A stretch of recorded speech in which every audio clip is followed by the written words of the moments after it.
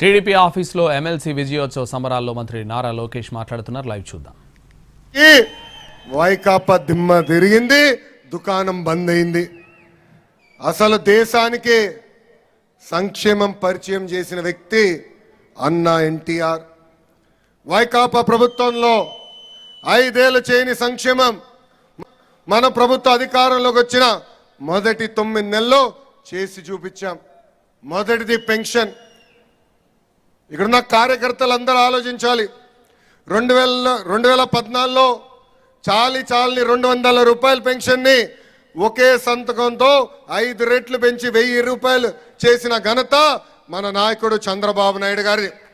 అంతేకాదు అదే 1000 రూపాయల పెన్షన్ని తిరిగి 2000 రూపాయలు చేసిన ఘనత కూడా మన నాయకుడు చంద్రబాబు నాయుడు గారిది.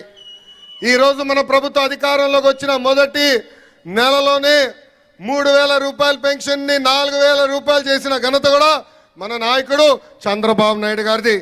అంతేకాదు దివ్యాంగులకి 3000 రూపాయల పెన్షన్ గతంలో వస్తే ఒకే ఒక సంతకంతో 6000 రూపాయలు చేశారు. ఇంకా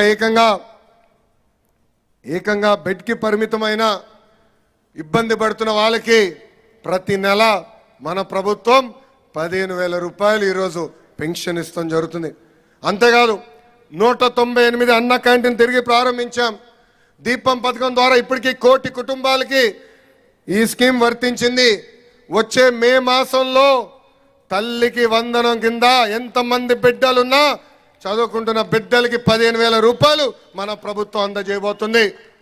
అంతేకాదు మే మాసంలో అన్నదాత సుఖీభవ కింద రైతులు కూడా డబ్బులు అందజేసే బాధ్యత మన ప్రభుత్వం తీసుకోబోతుంది. ఇంకా 20 లక్షల మందికి ఉద్యోగాలు కల్పిస్తామని మేనిఫెస్టోలో భారతదేశ చరిత్రలో ఏ పార్టీ చేయని విధంగా దమ్ము ధైర్యం ఉన్న పార్టీ తెలుగుదేశం పార్టీ మేనిఫెస్టోలో పెట్టింది.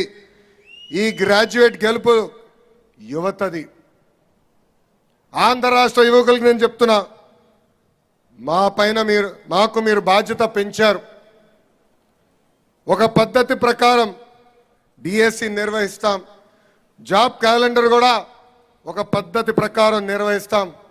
అంతేకాదు ఈ నెల అంటే మార్చి నెలలోనే 16347 టీచర్ పోస్ట్ భర్తీ చేసే మెగా డిఎస్సి కూడా మన అనౌన్స్మెంట్ చేసి గతంలోనే చేశాం.